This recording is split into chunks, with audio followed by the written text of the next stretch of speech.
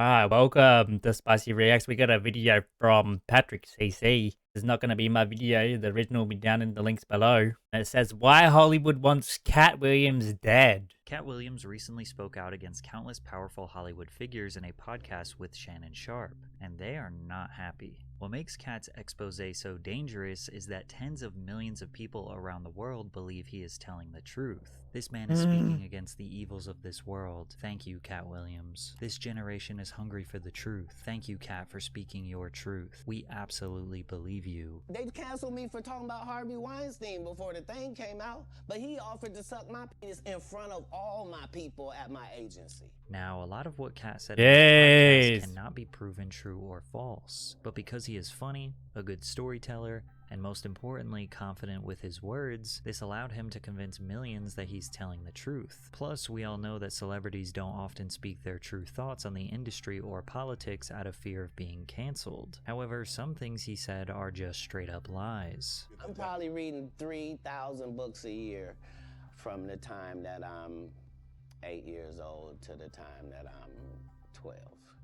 My next project was to read the whole encyclopedia set. So when you're like 6, 7 years old, you read the whole encyclopedia set, you think you one of the smartest Jesus! Ladies, I think he might be the one for you guys. 3,000 books? Non-fiction books every single day from age 8 to age 12. This is impossible. And it's a lie. Throughout this entire podcast, Katt slipped in bold-faced lies which massively contradicts his preaches of spreading the truth. Nobody knows why liars lie, and that's why I had to come on the program. Katt exists in this middle ground where nobody can really determine if he is telling the truth, if he is lying, if he's telling a joke, if he's on drugs, if he has a mental illness, or if he is clearly exposing the dark and sinister nature of Hollywood. So today, I am going to give you as much context as possible so you can make that decision for yourself. Alright, let's hear it. Earliest introduction to Hollywood on the set of his very first movie, Friday After Next, where Katt played the role of Money Mike, but in the script, Katt alleged that Money Mike was originally supposed to be violently assaulted. The truth of the matter is,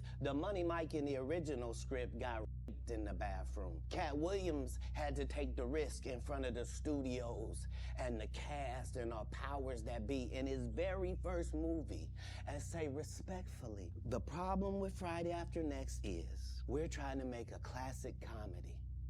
And this comedy involves a rape. And rape is never funny, no matter who it happens to What or the fuck? what the circumstances are. If you would allow me to allow us to do this movie without a black man getting raped in it, I promise you that it will be twice as funny. Ice Cube, who wrote, produced, and acted in the film, denied these allegations. Second thing I want to clear up, it was never, I would never shoot a scene in a movie, especially like Friday, where you actually see this happening on camera.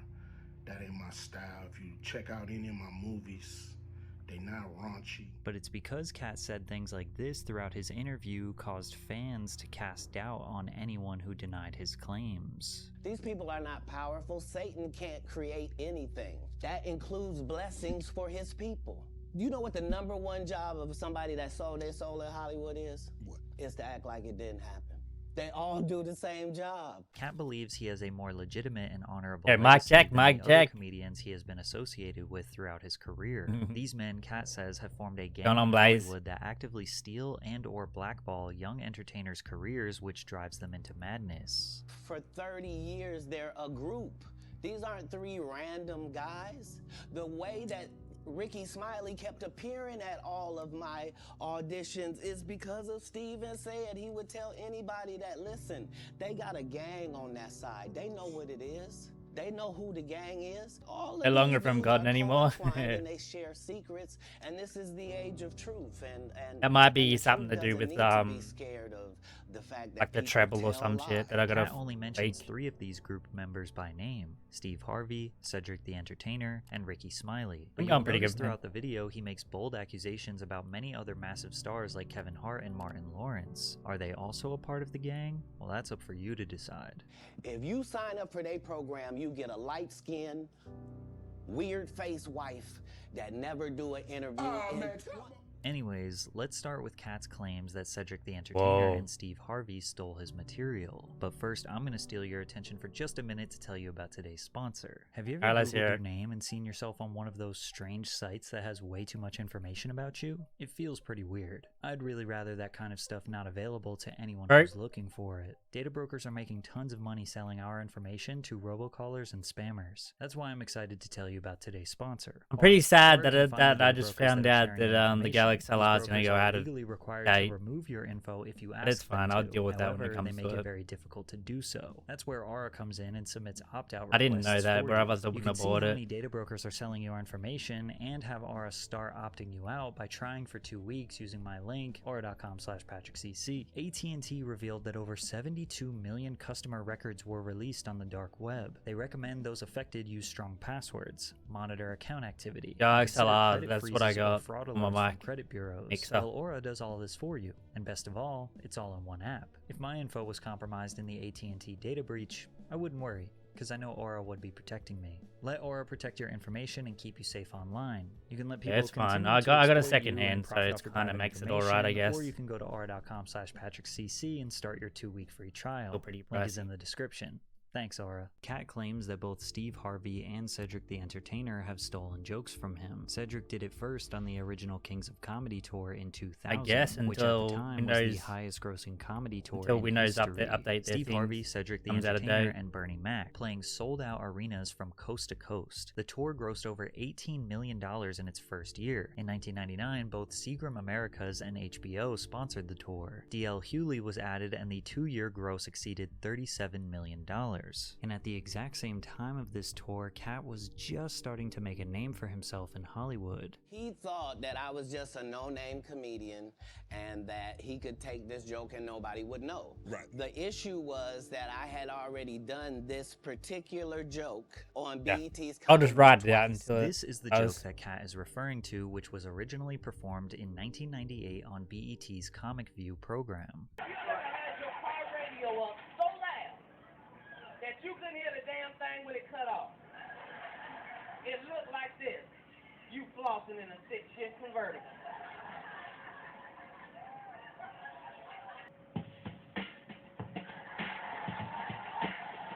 Using physical comedy, Katt mimics someone trying to assess why their car just broke down while the music is blasting. The alleged theft came from Cedric the Entertainer 2 years later on the original Kings of Comedy tour, which was in 2000. The premise of Cedric's joke was that white people are obsessed with the moon and space. He says black people are not, but if they gotta go to space, then they would drive the spaceship like this. We drive a space shuttle like it's a 72 deuce and a quarter. Nigga, we get us a cigarette, nigga, we be in a space shuttle, nigga, like it's a 72 deuce, nigga, we get us.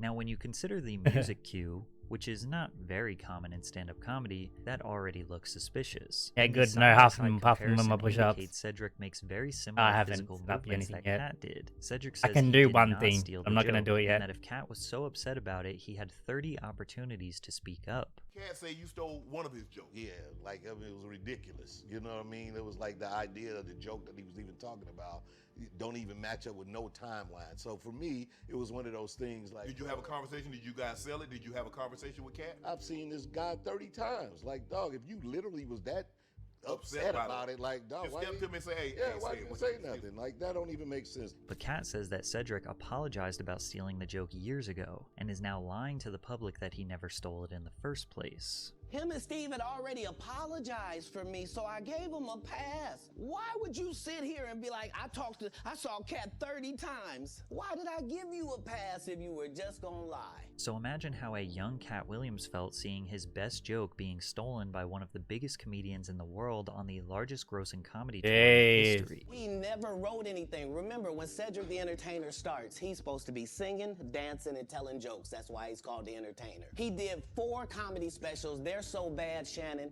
they're not available on Netflix or Tubi. Noticing all the backlash, Cedric responded to Katt's comments on Instagram. Revisionist history. Regardless of whatever Katt's opinion, my career can't be reduced to one joke Katt Williams claims as his. Cedric added, I'm a grown-ass man, and none of that shit going to go like you think. But Cedric isn't the only one that stole Katt's material. Steve Harvey's theft of Katt's jokes is arguably much worse. At the 2005 BET Comedy Awards, Steve Harvey introduced a hot upcoming comedian to the stage by the name of Katt Williams. Katt hit the stage and absolutely dominated the crowd with his joke about gas prices. Because the world is crazy right now. What is gas? $600 a damn gallon right now? I don't care how much money you got. Gas is entirely too high.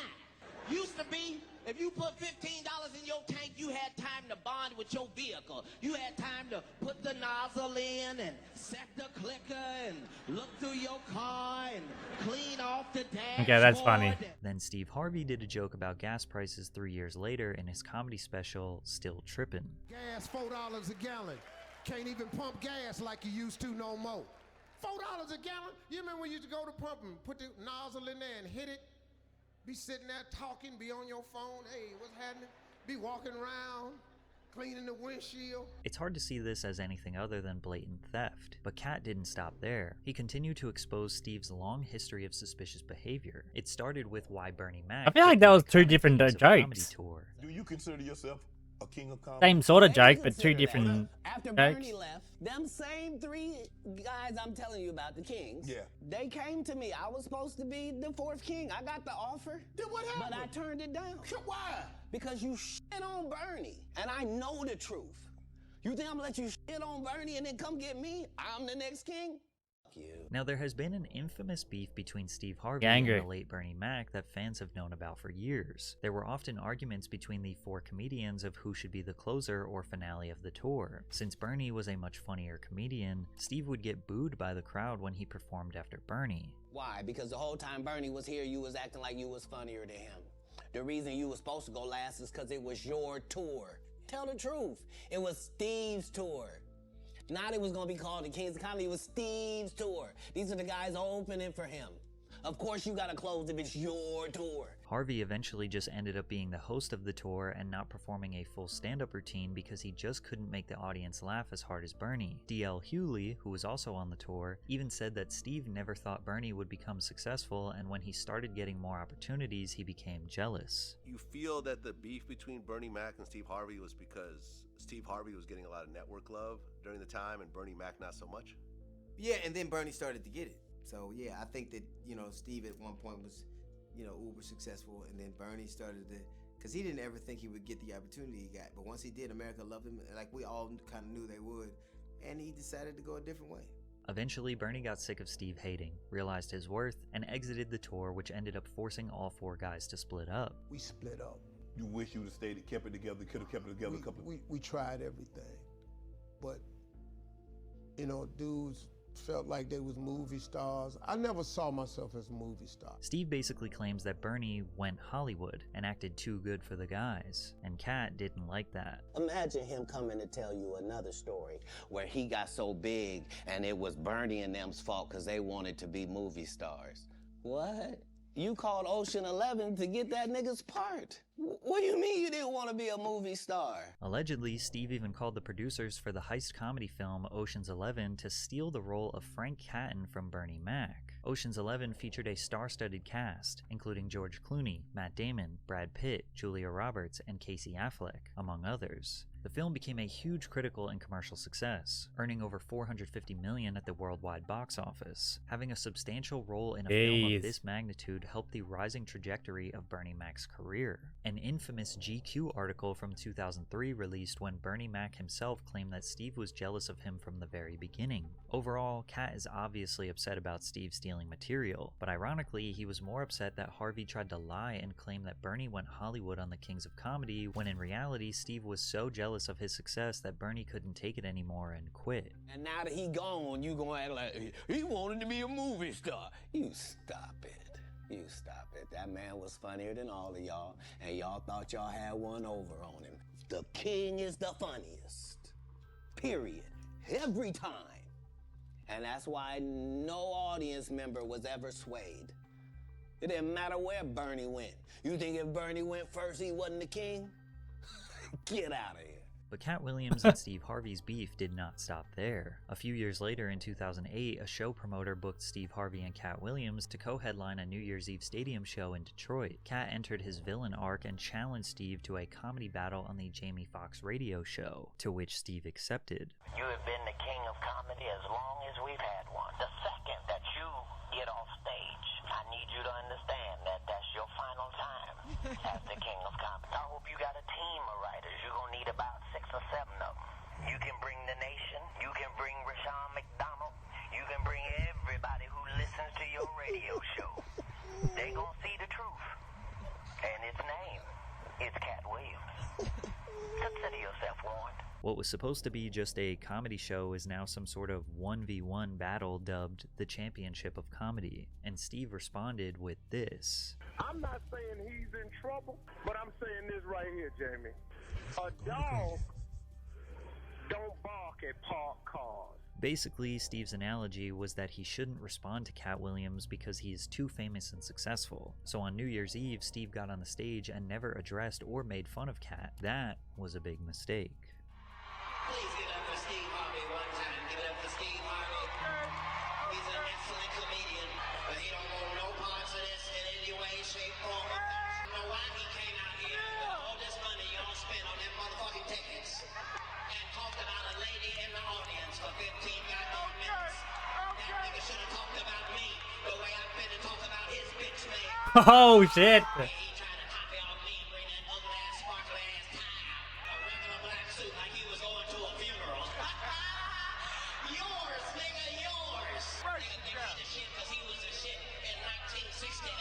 Nigga, I'm the shit this evening. Let's fast forward it to when this disrespectful nigga did something called the original Kings of Comedy.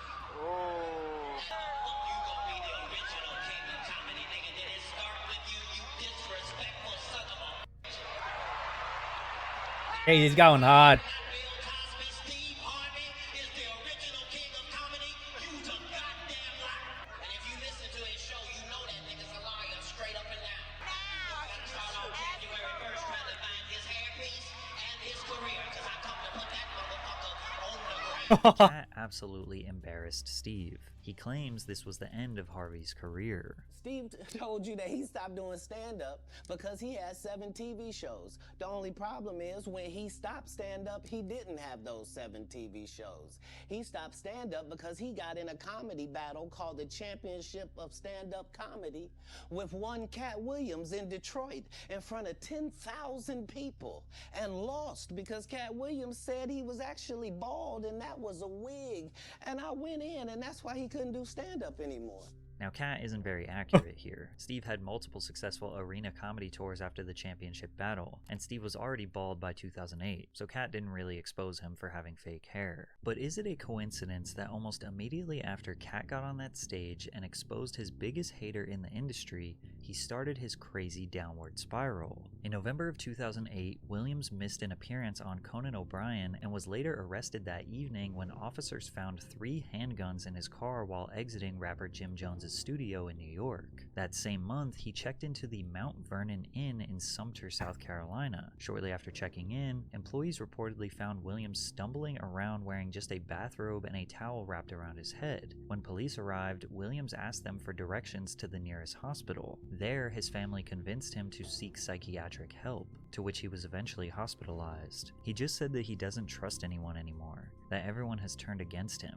He wasn't really coherent. Pretty much after this, Katt wasn't seen again until 2011. No stand-up performances, no movies, no TV. The only time he was talked about was when he was arrested. In November of 2010, authorities arrested Katt in Coweta County, Georgia, after he allegedly stole $3,500 worth of coins and jewelry. Things escalated in June of 2011 when he was arrested in connection with an alleged assault on a tractor driver. He supposedly conspired with 3 women who attacked the man in his tractor. In 2012, 2012, Williams returned to the comedy world with his third HBO comedy special, Kattpocalypse. Unfortunately, with the spotlight back on him, Katt fell back into a dangerous cycle as the bizarre behavior continued. In October of 2012, Katt and comedian Faison Love got into a heated argument outside of a Hollywood club over a $50,000 debt that Katt owed Love. During the argument, Katt proceeded to pull a gun on Love that wasn't loaded. On November 9th, his former assistant, Jesus, Melissa Shade, man. claimed that he went into a rage and attacked her the month prior. Then police arrested Katt in Oakland, California on charges of suspicion of assault with a deadly weapon after he'd allegedly beaten an 18-year-old with a bottle. On November 16th at the Oracle Arena in California, Katt took the stage while having a total public meltdown. For 15 minutes, he seemed to be under the influence, rambling about nothing while taunting members of the audience. Well, give me 20, nigga, that's how much the album costs, fuck boy. But I bet if you can walk to your car, I can show your bitch a dick she'll enjoy. So why don't you take your ass on over there, nigga, before I can catch you.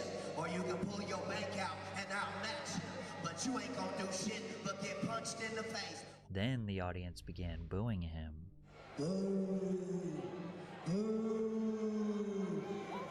This guy's off the rails. Look at all the broke people. Boo. Your breath smells like top ramen. Get the fuck out of here, nigga. I am like afraid to leave and I'm afraid to stay. We know you ain't got no money to see your nigga. Get the fuck out of here. Oh, broke ass nigga.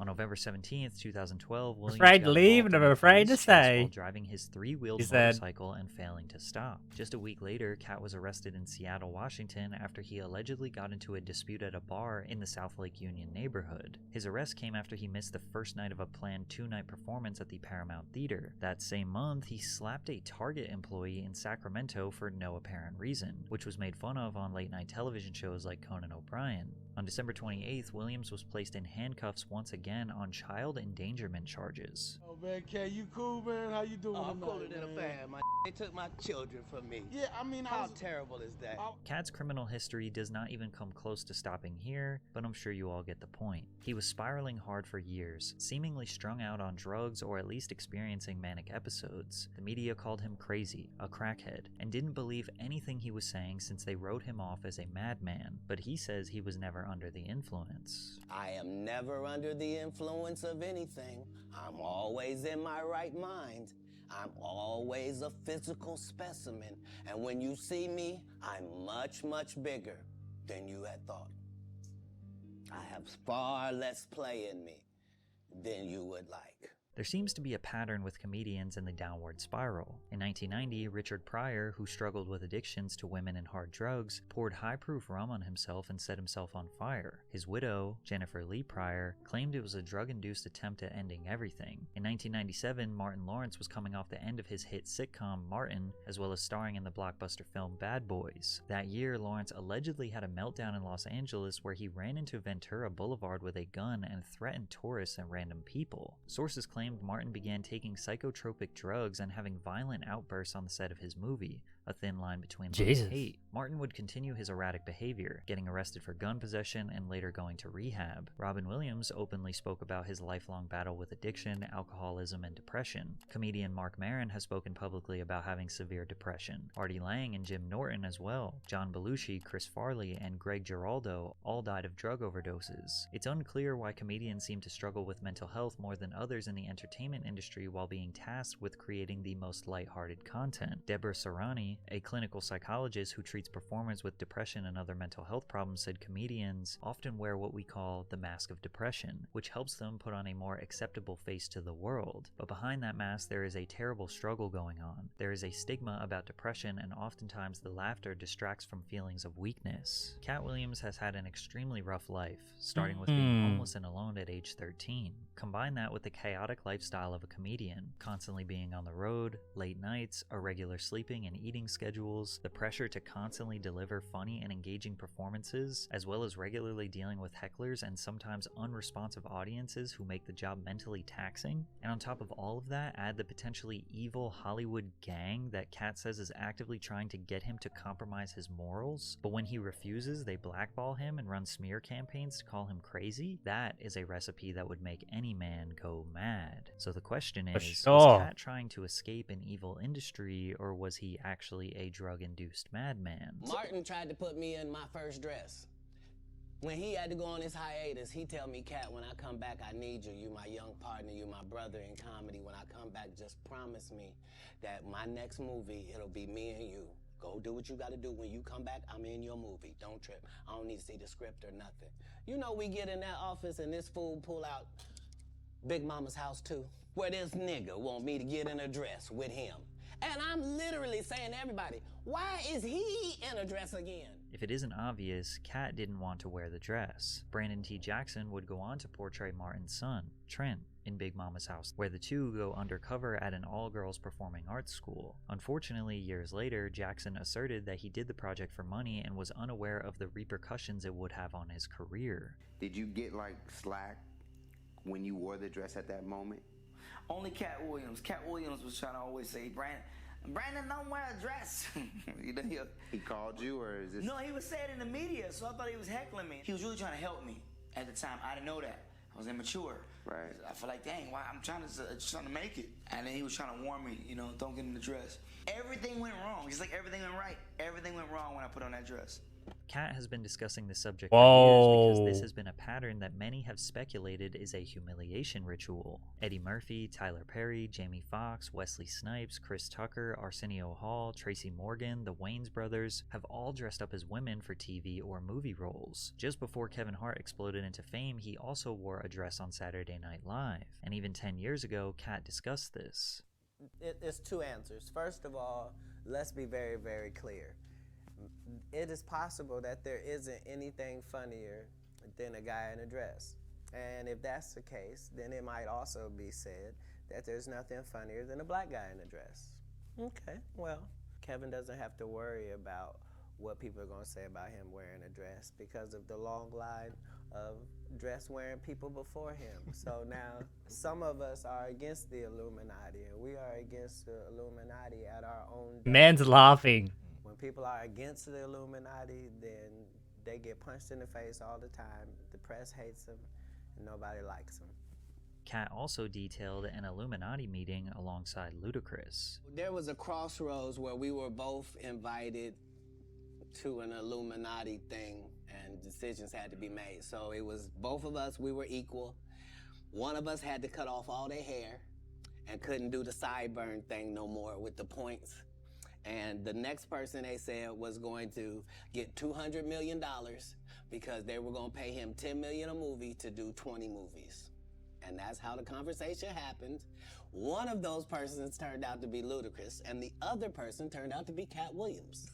It's really hard to back up any of Katt's claims, and even if the stipulation of getting a $200 million deal is that you have to shave your head and sideburns, that seems like an extremely small compromise. And there are no indications that Ludacris ever sold his soul. I mean, he will tell you, he responded to Katt with a rap song. Never been Illuminati, only Illuminati, and I only left with bitches when coming from any party. Afro with the sideburns, yeah, that's my signature. Addictions on the rise, comedians check your temperature. Perhaps the most overlooked comment during the interview was Katt's take on Kanye West. I suspect that we're pretty awful people if we say that somebody got a mental illness and then we watch what they do. If you say somebody got special needs, then why would you be watching them and holding them accountable like everybody else? The question of whether someone's actions should be judged differently due to mental illness is complex and multifaceted, and opinions may vary depending on cultural, ethical, and legal perspectives. Mental illness can significantly impact an individual's ability to understand the consequences of their actions, to make rational decisions, or to control their behavior. Katt is not excusing Kanye's behavior, and he definitely says he doesn't agree with what he says, but he's just questioning why people are surprised as his whole career he gave obvious signs, such as claiming that he was a god, and he was praised and uplifted for his outlandish behavior. Now, Katt has never publicly disclosed any sort of manic or psychiatric problems, but look at how much the world judged him when he was crazy 10 years ago, versus now he is saying the exact same things he was saying while he was crazy, but today he is more calm, coherent, and of course, entertaining. Now they are quoting his words as prophetic statements of a wise old genius. Funny how things change. Interesting. I have new tour dates to tell you. Yeah, I don't know that guy, eh? Katt Williams I really don't know. I'm a bit in the middle. I'm the middleman. Yeah, like some stuff makes sense, but some stuff just doesn't.